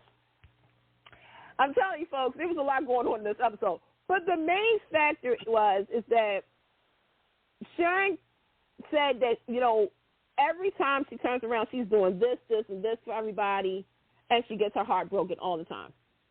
Mm-hmm. Every time that she puts 110 in, she gets screwed over. And it's true, though. She said it's all Nick's fault. It's all Nick's fault. I even and I know some people got upset about this. When Adam says, the part with Adam, when he was like, I'm just a bad boy, that's why we couldn't be together, because it's so wrong. And I thought to myself, I was like, say what you want about Adam, but him and Sharon kind of did work. They both was town pariahs. Sadly, one is still technically a town pariah. Look, Adam can do no right in town, right? Sharon Sharon burned down the freaking ranch, but everybody loves Sharon. Well, Sharon, Sharon had a little bit of cuckoo-ness going on. Right. So I mean, Sharon got to get out of jail. I'm going to echo you on this, Candace. I'm going to say it. I always thought Sharon and Adam, they understood each other. They had fun with each other. They sarcasm, bantered. They had every element. And so, couples can't last. I get that. Yeah. But in soap worlds. Yeah. But to all those haters out there, no, people. They were together and they had symbiotic for quite a while, and they could have worked. Now, did they do things to each other? I mean, Adam did the worst, gaslight that woman, gaslight Sharon. But when Sharon was literally on the brink of here's the deal. There's been two guys in Sharon's life who has stuck with her through when I say down and out, I mean the down and out. That's Adam and Dylan McAvoy. Because, again, when Dylan found out the truth about that baby, he didn't turn Sharon in. So, and then with Nick, but here's the thing about Nick. Nick has been through the ups, the downs, including trying to, had custody of the children and all that stuff. But I think when Sharon said all that, it felt like a relief. But prior to that, before she did all the dream sequence, she pretty much told Chance, "This is what I want. I'm not a young woman. I'm a mature person, and I want A, B, C, D, E, F, G. Do you think you can be A, B, C, D, E, F, G with me?" And my biggest thing was I never wanted Sharon to be in a love triangle with Chance or something, because I'm like, Lord, baby, we did this before with Abby, Scott, and Sharon. I didn't want Sharon to get hurt. That's my whole point. I didn't want her to get hurt. I did not.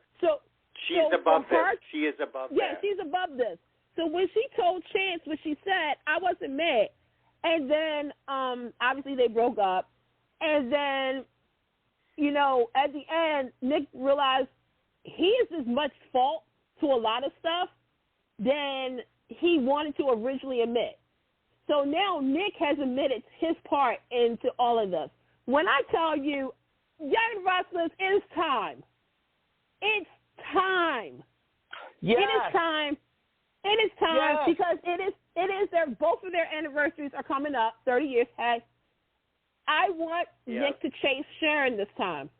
I want Nick to grovel, beg on his bended knees, and being shirtless, and say to Sharon how much he loves. What, y'all thought I wasn't going to throw that in there? Come on now. In the rain. In the pouring rain. Oh my God. In the pouring rain. Yes. Even in the steam room. Oh, okay, I'll take it there too. No, wait a minute. You know what? Hold up. Wait. Come on. Wait. Okay, I need it to be summertime. Picture this. Work with me, you guys.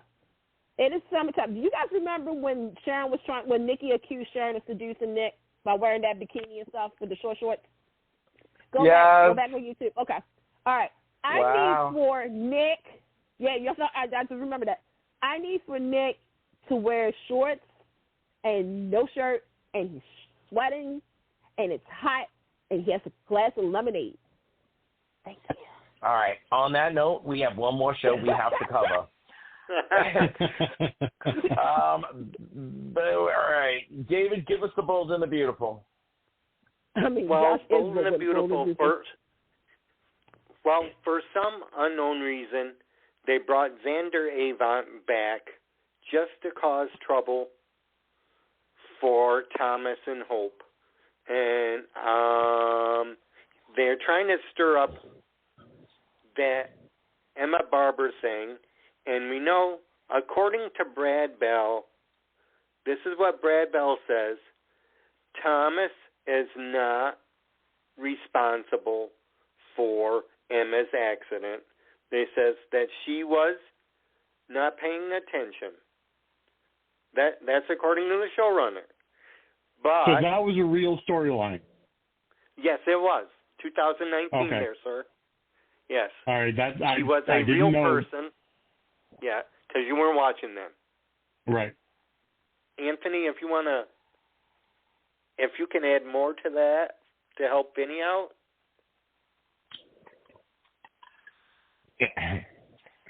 I am not pleased with this at all.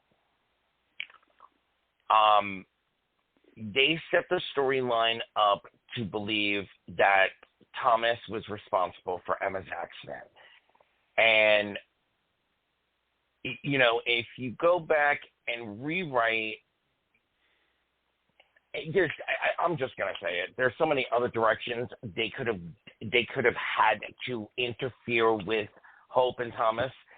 This one bothers me. Candace? It is. But there's a couple things that, I don't know, that other people have seen. But Candace, you know more because I was listening to the Soap Party last night. So what do you have to bring to that? Okay. So let me explain to you in real time when this storyline happened how everybody viewed it. Emma was going to tell Hope the truth about what she found out about Thomas' involvement with the baby. And Thomas, in his delusional mind, was like, okay, you go ahead and tell. Pretty much Emma was like, okay, I'm going to tell Hope I'm about to drive over to her house. Okay. Thomas was on the road. Okay, let me preface this. It was a dark night. And Thomas kept using the headlights to kind of, blur the vision of Emma on the road, okay, while she was driving. Now, yes, he kept doing that with the lights and everything like that. But Emma took her eyes off the road to try to text Hope. Here's where it kind of the situation blurs a little bit. Yes, Thomas was doing that on the road. Emma was texting and driving. And she tried to get the phone, and Thomas bumped her. And she went off the road. And Thomas watched her die. Bump her. Again, that's where the controversy came from. If Emma wasn't looking at something else, she would have still kind of stayed focused on the road, right? And if Thomas didn't bump her, you know what I'm saying? It's sort of like a catch-22 because, yeah, both Thomas and Emma both was involved in her death. But it's like, again, one part of it was covered up. And that was Thomas's involvement. You see what I'm saying? So it's sort of like Unsolved Mysteries. It's like they're rehashing this. Now, he might not have held the gun to her. No, I'm gonna definitely jump in, Candace, and say this. I'm sorry. There's no need to do this. There is no need to do this at all. Because Anthony, you know why they're doing this? No, hold up. Let me make. Okay. You're gonna make us go through this where we all have the assumption that we have, and some people felt on the other side of it that she had just as much, and some people didn't.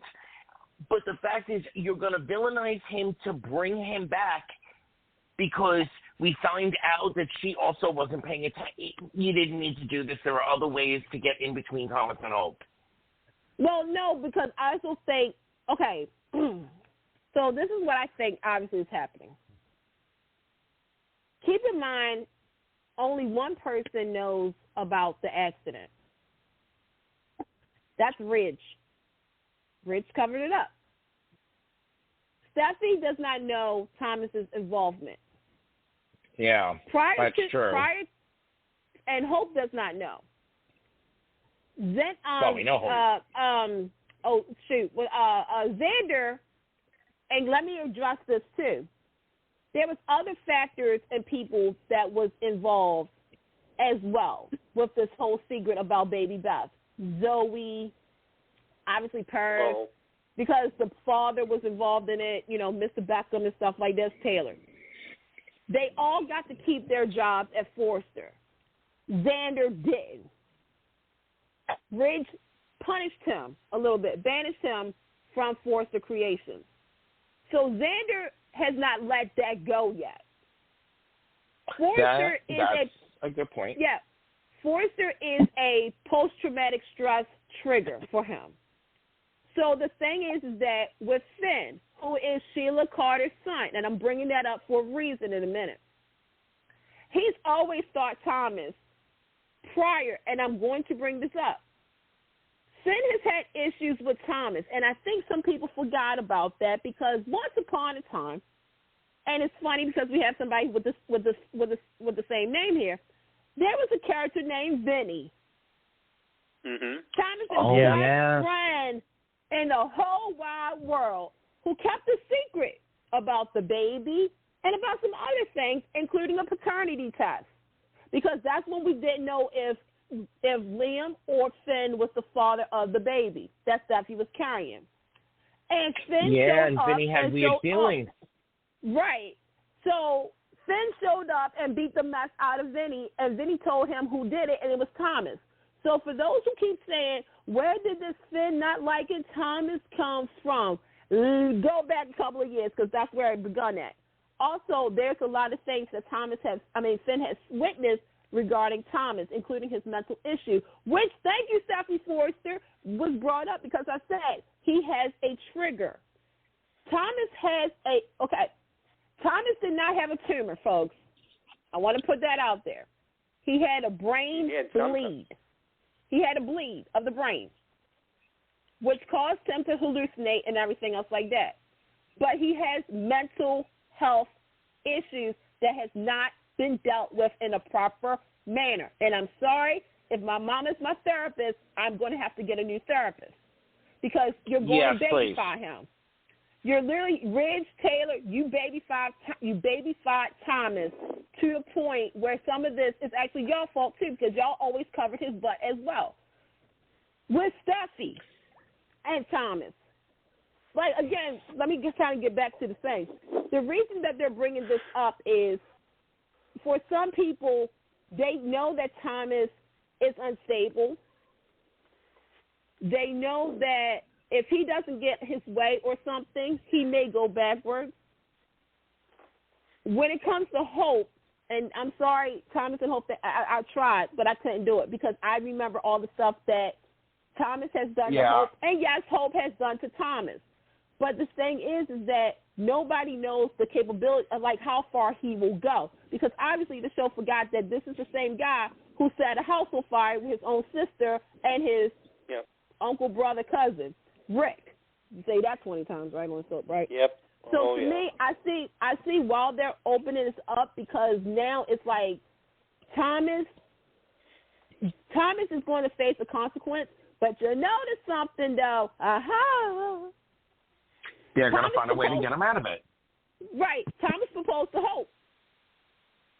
Yep. Hope got the ring. She didn't say yes. It's around her neck. It's around her neck. Now, let's put 2 and 2 together and see what we come up with.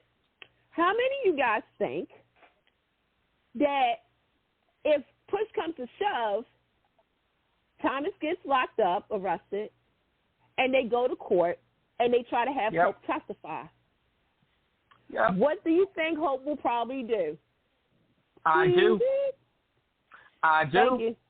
But Thank you. I do. Yep. They can play the ABBA song. I do. And real quick, Brad, if you're listening to the show, and if I see this on the show, I know the address. I know it. We'll come after you. I'm joking.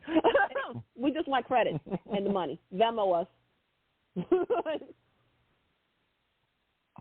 This darn show.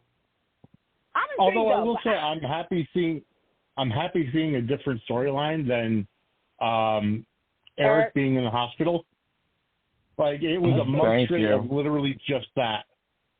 Which, I get it, health scares are there, but when you have a half-hour show, it's kind of hard to, get everybody in when it's, just get different storylines. Although I do have to pose a question. Am I the only one getting the vibes that Bill is Luna's father? I think they want you to think they're going that way. Thank you. I don't know. I agree with David. I don't think. I don't know the history, but I don't know. I don't know the history, but I'm getting that vibe. Well, Bill likes to, test. Go. I'm losing my train of thought. He likes to go testing. How about that? Bill likes knowing the DNA of everyone involved. Okay. Yeah. Okay. Yeah. Bill likes that kind of confirmation, and Bill's not afraid to stick his nose in where it doesn't belong either. True. Okay.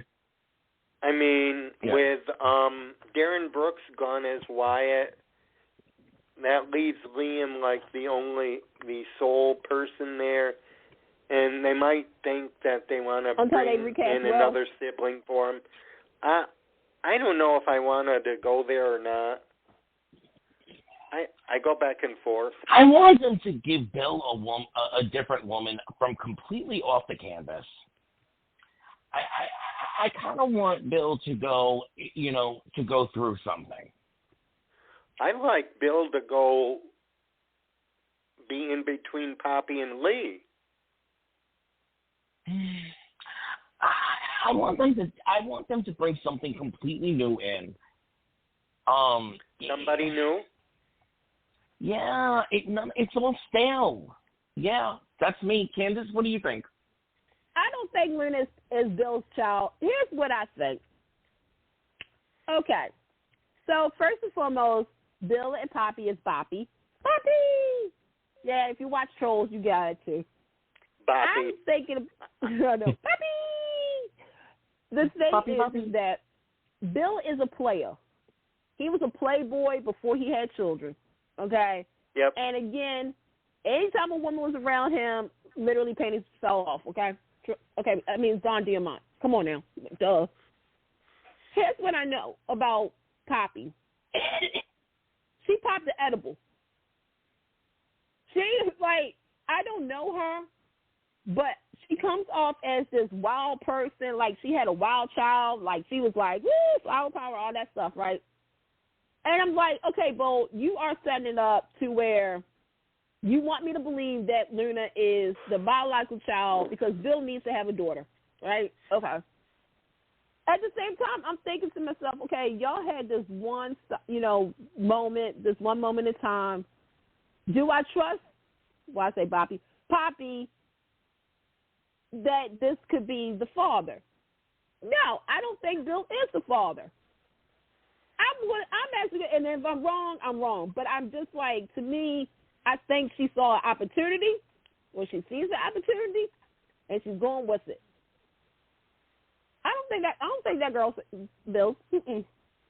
Mm-mm. I don't think so either. Is she someone on the canvas, though? I wouldn't be surprised. I mean, okay. In the perfect world, I'm going with Deacon right now. And oh no, Deacon with two daughters. Oh no. Mm-mm. That's the only one I can possibly think of. The person I want should be on canvas. His movie was one of the winners at the Golden Globe Awards, and that is Jack Finnegan. Ooh. Oh, I was going to say Rick. To me, I feel as though that is a missed opportunity that needs to be addressed or needs to happen. Because we all know Jack ain't no saint. He's hello, Sheila. So I wouldn't be surprised. And keep in mind, Lee couldn't have kids. That's right. Lee couldn't have kids. I forgot about that. So I just see a drunk night turn into Luna. There you go, Brett. Helped you guys out. Once again, we just take Venmo. Or Zelle. Yep, and ties it right to Finn, which, yeah. Oh, yeah. Mm-hmm. Yep. Benny, what are you loving about? Bill, but BJ, let me check that out. Benny, what are you loving what on right now?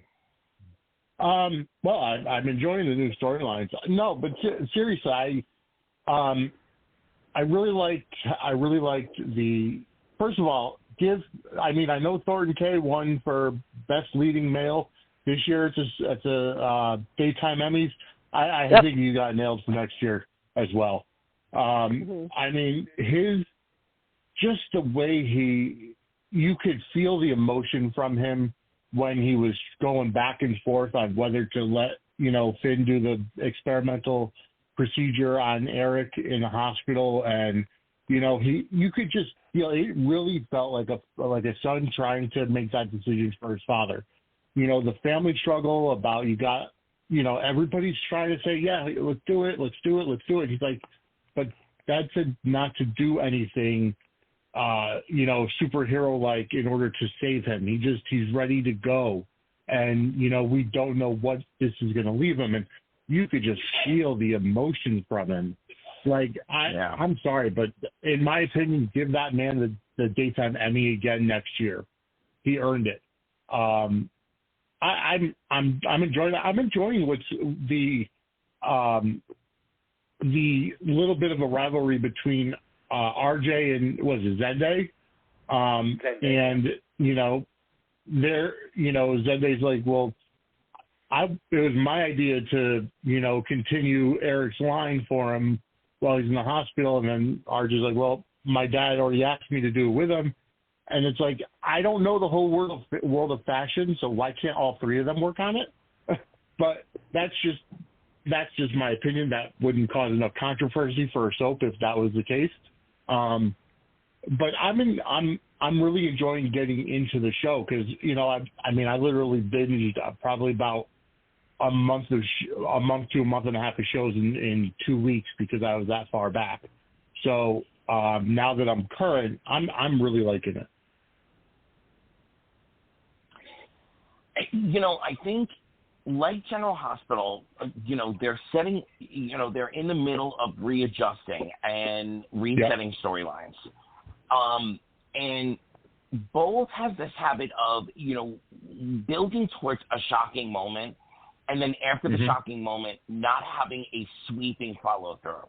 You get a resolution because it's a soap opera, you have to. But when you build up to something that's big, you've got to actually kind of slide down a really long slide afterwards. It's got to the payback also has to come with, reverberating repercussions. You have to, and that's been Bull's issue lately, the last couple of years. Not every storyline, but more often than not. And I'm just worried that the pieces of the puzzle are set that they could be really, really good and explosive, or they could, spiral off into stuff and be where Bold was like a year and a half ago. Candace. Yeah. I agree with you. I feel as though like Bold sets up so many good like directions. Like right now, what I'm seeing is hopefully a rival, like something to Steffi versus Thomas. I've been begging for the longest time. Yep. I did not see today's episode, forewarning, so if it did happen, y'all let me know like later. I'm going to still watch it. But I feel as though I need movement because, after coming off of this emotional high with the whole Eric, situation, which, woo, that got me. Yep. Now with Thomas and this whole, his past is coming back to haunt him. How is it going to affect Hope and all that? I'm invested, but at the same time, you actually are giving me 3 storylines on Bold and Beautiful, which is not. I don't think we've been able to do that in a while. And here's the 3 stories. Yes, Eric's health is still a storyline, but it's not the A storyline. It's the C storyline right now. Right. The B storyline is the whole Boppy stuff about Luna. I feel so because when I say that, I'm also including RJ, Luna, and Zende. By the way, the young actor who plays Zende, I'm watching you too, because I feel as though they're finally giving you something too to eat some meat and potatoes with too. So the Boppy, all that stuff, and of course the number one stuff is Thomas, and Hope and all of this stuff. But I do feel as though, but see, here's the thing. This is the season for Bold and Beautiful to do this. And let me explain. It is now January. We go through February. March is their anniversary. April and half of May. Also in March, there's something called March Madness. Now, y'all know that Wednesday before March Madness, they're going to probably do something. After half of May, like towards Memorial Day, is when they kind of have their moment where it's like, oh, okay, you ran out of steam. Yeah. Okay. Okay. Oh, we're about to pick it back up in October. Okay. They go through their highs and lows, but I'm here for it. I want to see how this all plays out because, this Thomas stuff, and I'm like, okay, we got Sheila's son, and I'm saying this because I think that's going to kind of shake Finn a little bit. Yeah. I think, like with Thomas, we're going to finally see him tap into his mother's side of his DNA. Because he already said something. He said, I will never let Hope be near you. And I'm like, okay, that's a little protective, obsessed. But okay. I just hope it doesn't. For some reason, y'all, I have a feeling I'm going to relive the Emma's death again with somebody on the show. Well, who is he to Hope for him to be that protective over her? A friend. Oh, that's it. Just a friend, not like a brother or a cousin or. No. Just okay, what they've done with Finn, though, is they've given him the hero complex over and over and over again in the show. Of course, he's a doctor. He's the bleeding heart hero. So what they've also done in the past is Hope has had multiple stalkers, multiple, simmering loves that we didn't know about that suddenly blossomed, et cetera, obsessions. So they're giving us a mixture storyline now. And he is Sheila's son, so something could be triggered in him that he's fixated on being Hope's hero. David, take it away. Yeah, exactly. They want to set Finn up to show his Sheila side, and I think I want to see it. What about you all? You want to see it? I definitely want to see it, Candy Girl. I'm here for it. Yeah, I'm here. Yeah. And we'll talk about it in 2 weeks. We're about to get cut off. All right, everybody. This has been Take Two Radio Soaps. Check us out, and we will be back in 2 weeks with another dynamic, sizzling show. And have a forever and a day wonderful 2 weeks until we're back. Good night, everyone. Good night, everybody. Happy New Year, guys. Woo.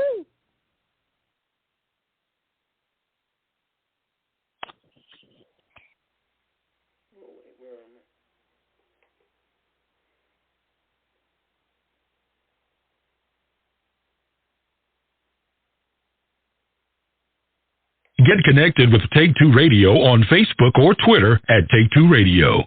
For email updates on future shows, follow at Blog Talk Radio.